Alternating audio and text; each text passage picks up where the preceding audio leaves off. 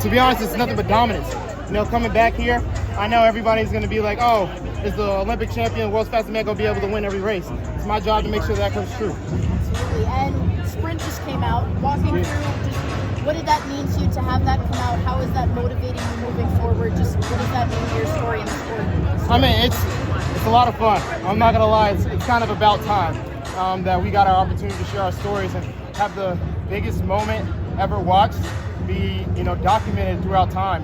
And I'm hoping for more and more seasons, because the longer we can go, the more characters we can have, the more drama, the more people get to follow us, and you know, it's endless amount of opportunities for us. And what's ahead for your journey, just short term, and just providing more historic moments moving forward?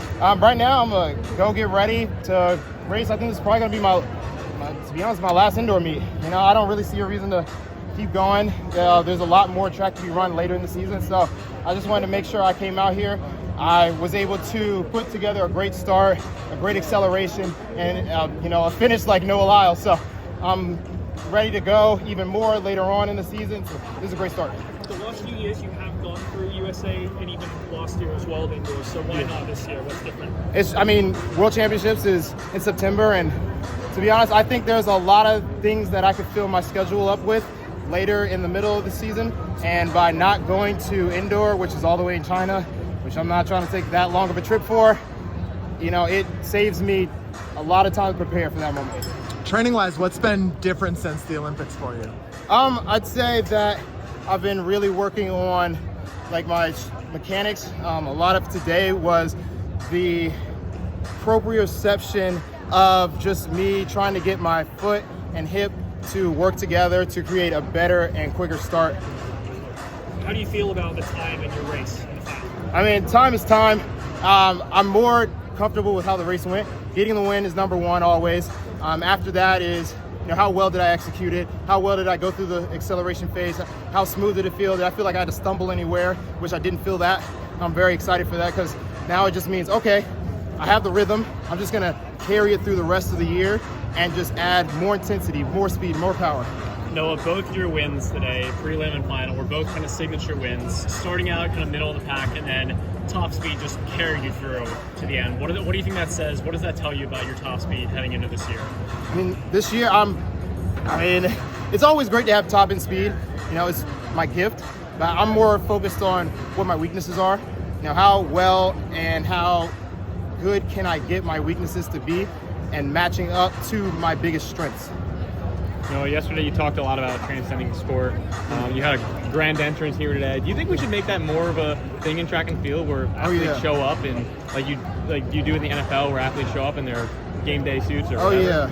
I've been this is our third year in a row bringing in the walk-in, so I'm very proud to see that it didn't die in the first year, and I'm glad to see more and more people doing it. I actually told the meet director we need to have a 60-meter belt, because instead of getting athletes to go to press conferences and saying, yeah, I'm just here to hit a rust buster, you know, just shake out my legs, you know, I don't really care about the time. All right, put a belt in front of it. Are you going to take the belt, or are you not going to take the belt? And if you do take the belt, that means you have to come back next year, because that means you have to defend it. And if you don't show up next year, somebody else is going to grab it, which makes an even better story of, okay, we have 2016 or 2024 versus 2025 champions going up against each other. Only one person can hold it. You know, so it creates a storyline that people can follow for years down the road, instead of just, yeah, I'm just here to run my first race. I hope it goes well. I mean, isn't the belt kind of the world indoor title in a way? No. Why not? Because nobody watched it. So that's a good segue. You talked a lot about track and field relative to other sports. Obviously, you know, events like this, Milrose, going up against basketball, the Super Bowl. Should track and field change its schedule to not be competing against other sports, or do we have to become competitive with other sports in terms of broadcasting? No, we just got to do a better way of doing that. We just got to do a better job of showing that this is important. I mean, how are we we could compete with them. We just have to do some of the things that they're doing. I mean, we talk about the walk-in. The walk-ins lead to articles with athletes in GQ. Okay, now we're talking about marketing them outside of track. Now we have sprint. Okay, now that we have sprint, everybody's getting hopped up on the Olympics. All right, the Olympics happens. Where do you go to watch it? Full track. Shoot, there's a paywall. Shoot, there's more steps that I have to go to watch track and field. Well, this is boring. This is out of my control. I don't want to go do that.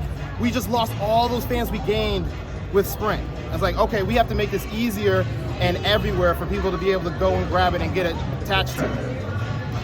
You know, all of this is kind of like, all of this whole discussion is kind of showing, in addition to being one of the top athletes, if not the top athlete in the sport, you're also becoming one of the biggest voices for how to improve the sport.